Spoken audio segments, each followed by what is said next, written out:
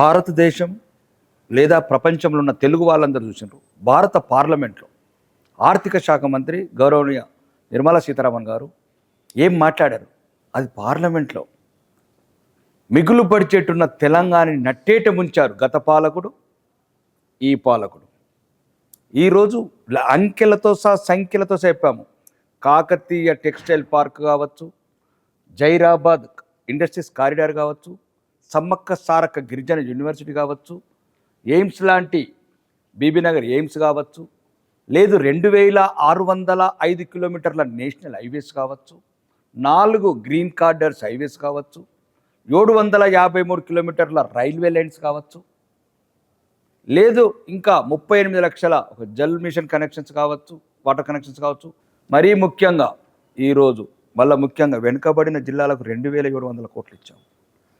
మళ్ళీ గమనించాల్సిందే 5 వందే భారత్ ట్రైన్లు తెలంగాణ నుంచి, రెండోది 40 స్టేషన్ల రైల్వే పునరుద్ధరణ పనులు.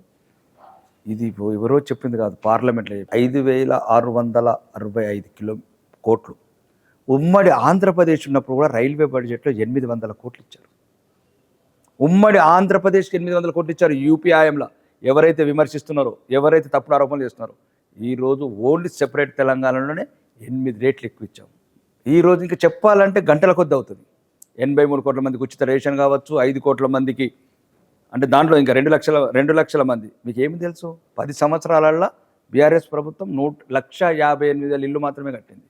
మేమిచ్చాము అది 2 లక్షలు, ప్రధానమంత్రి ఆవాస్ తెలంగాణ కోట మేమిచ్చాం.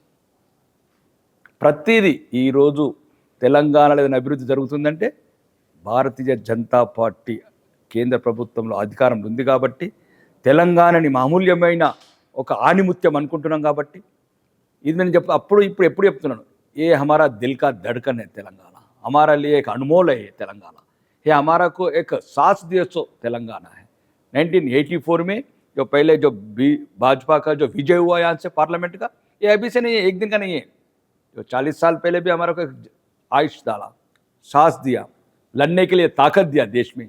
ये तेलंगाना कभी भाजपा कभी भी भूलेगा नहीं है, उसका कर्जा नहीं झुकाएगा हम लोग.